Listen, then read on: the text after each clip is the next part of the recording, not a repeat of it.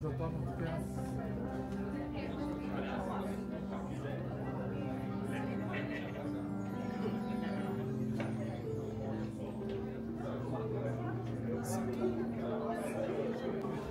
damit willkommen zurück in Saint-Paul-de-Vence.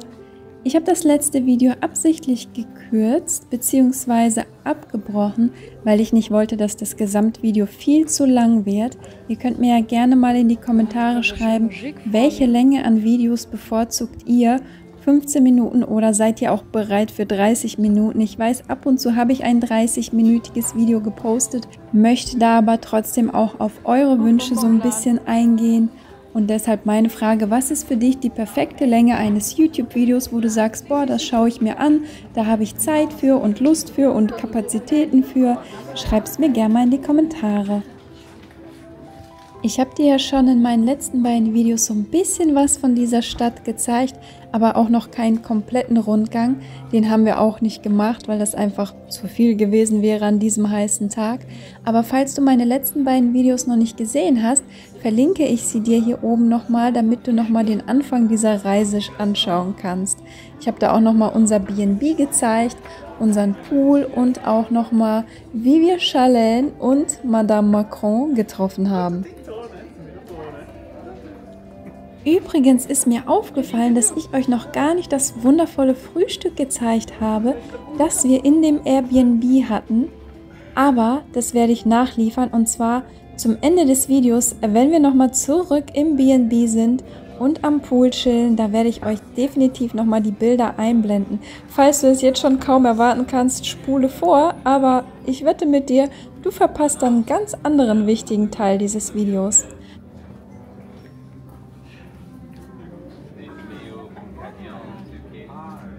Du merkst einfach, wie voll es war.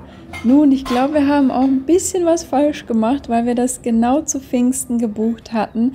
Ich hatte das voll nicht auf dem Schirm, als ich das Datum ausgewählt habe. Ich habe nur gesehen, oh, es ist nicht so teuer an diesem Tag und das Wetter ist gut, also nehme ich dieses Datum. Ich habe das aber voll verpeilt, dass da Pfingsten war. Das heißt, wir waren an einem Sonntag und an einem Montag dort und dementsprechend voll war es dann auch. Wenn du Saint-Paul-de-Vence besuchen möchtest, würde ich dir auf jeden Fall empfehlen, einen Werktag zu wählen, Montag bis Freitag, keine Feiertage, kein Wochenende und ich würde dir auch nicht empfehlen, im Juli oder August dort aufzutauchen. Ich könnte mir auch vorstellen, dass der Juni ein bisschen voller ist. Wirklich Nebensaison ist, glaube ich, so das Beste, was man da machen kann. Und ich werde, glaube ich, diese Stadt auch nochmal besichtigen, wenn es vielleicht Herbst ist, wenn es vielleicht Frühling ist. Auf jeden Fall abseits der Sommermonate. Es ist auch einfach ziemlich heiß gewesen an dem Tag, das muss ich schon zugeben. Deswegen haben wir uns auch gar nicht vorgenommen gehabt, wirklich alle Gassen durchzugehen. Aber wie lange benötigt man eigentlich, um wirklich alle Gassen zu durchstreifen? Oder aber auch diese Stadt komplett zu umrunden. Das wollte ich auch wissen, deswegen habe ich ein wenig recherchiert und herausgefunden, dass die Stadt 7 Quadratkilometer groß ist und wenn du das ganze Dorf einmal umrunden möchtest, also im Grunde so diese Wege außenrum oder ich sag mal innerhalb der Stadtmauern gehen möchtest, dann hast du das Ganze so in 20 bis 30 Minuten geschafft. Wenn du dir aber vornimmst, wirklich alle kleinen Gassen und Winkel innerhalb des Ortes zu begehen, also nicht nur diese Hauptstraßen, sondern wirklich alle Seitengassen, Treppen, versteckten Ecken, Innenhöfe, Galerien, dann benötigst du schon mindestens 1,5 bis 2 Stunden Zeit und dann natürlich noch für Fotospots noch ein bisschen mehr Zeit einplanen. Es ist halt wirklich wie so ein kleines Labyrinth und du findest immer wieder was Zauberhaftes, wie diesen Brunnen hier. Oder aber irgendwo eine schwarze Katze, die deinen Weg streift.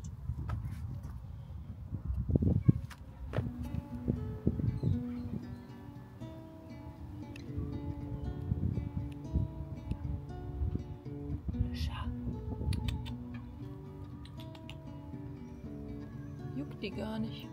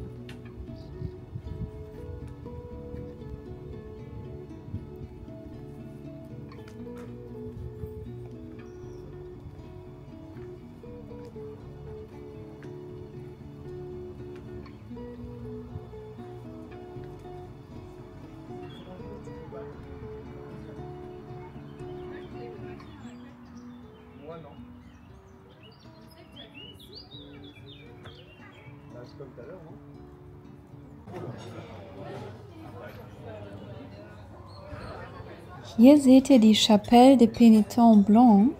Von außen wirkt das wie ein Anbau an eine weitere große Kirche, die gleich dahinter ist. Man könnte meinen, es ist ein einziges Gebäude, ist es aber tatsächlich nicht. Es sind zwei völlig eigenständige Orte mit ganz unterschiedlichem Charakter. Die Kapelle wurde früher von einer religiösen Bruderschaft genutzt, und zwar den Weißen Büßern. Und wenn man ein paar Schritte weiter geht, diese kleine Treppe hinauf, ist man direkt bei der Collégiale Saint-Paul, das ist so eine Hauptkirche dieses Ortes. Massiv, ruhig und eher so ehrwürdig. Sie stammt tatsächlich aus dem 14. Jahrhundert, wurde später aber erweitert. Und jetzt schauen wir uns mal das Innere an.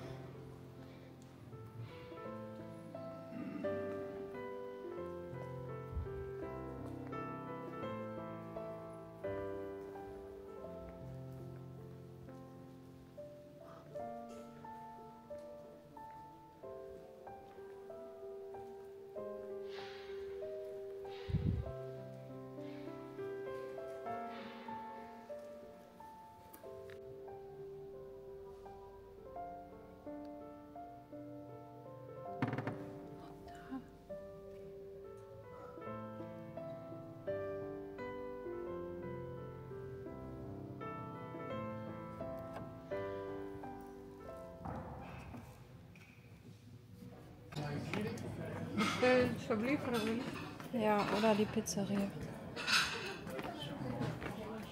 Und eine Sache habe ich mir seit etlichen Jahren angewöhnt. Egal in welchem Land ich bin, egal in welcher Stadt, wenn ich eine Kirche sehe, gehe ich einmal kurz rein, setze mich da kurz hin, genieße die Atmosphäre und gehe dann wieder raus. Mache vorher noch ein paar Fotos. Also immer wenn ich eine Kirche sehe, gehe ich kurz rein. Irgendwie, ich weiß nicht, ich habe das Gefühl, ich muss das einfach machen. Hast du echt kein Eis?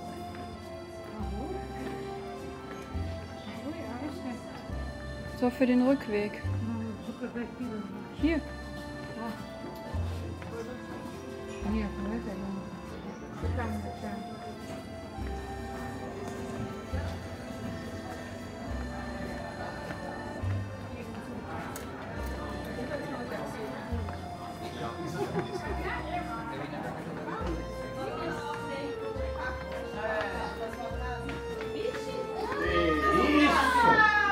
É você que vai lá pra casa? Eu já dei a bandeirinha. Eu já dei até tchau pra vocês que vocês não viram.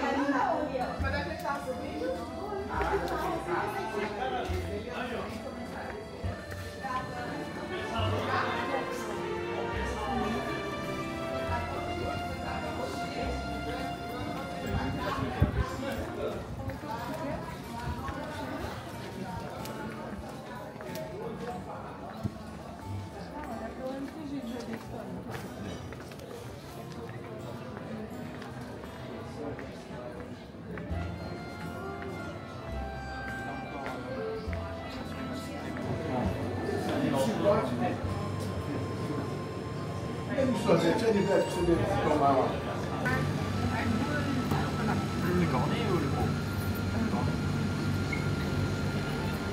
Soll ich auch?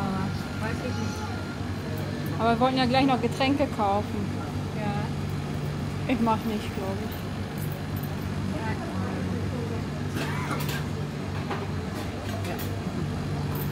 Mama hat sich für den Rückweg noch ein Eis gekauft und ich habe mir hier in so einem kleinen Kiosk noch was zu trinken gekauft, auch für später, weil ich habe nämlich gemerkt, in diesem Dorf ist es ein bisschen schwierig mit Einkaufen oder was zu trinken suchen.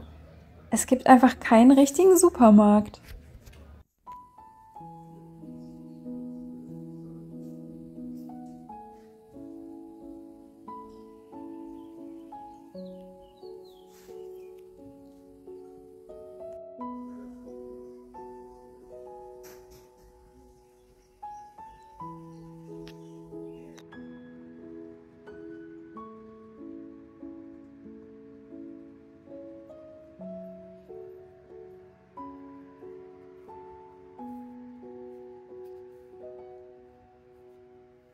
Dieses Bed and Breakfast war wirklich ein Traum. Ich sag's euch, das Zimmer war wunderschön, das habe ich euch ja schon im ersten Video gezeigt.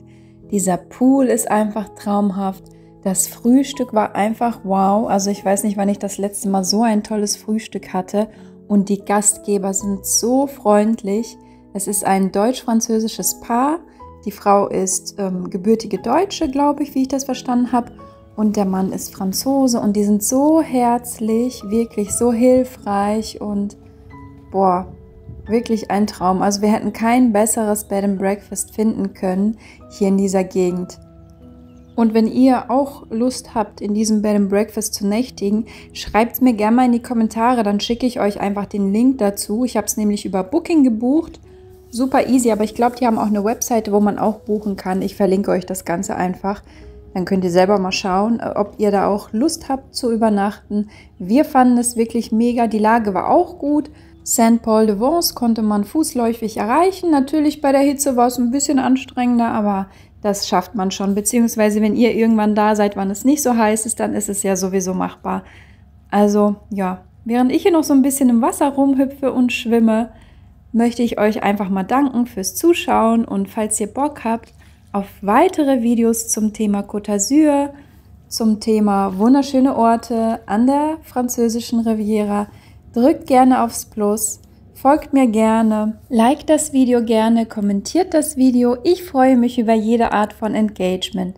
Und wir sehen uns dann beim nächsten Video ganz bald wieder.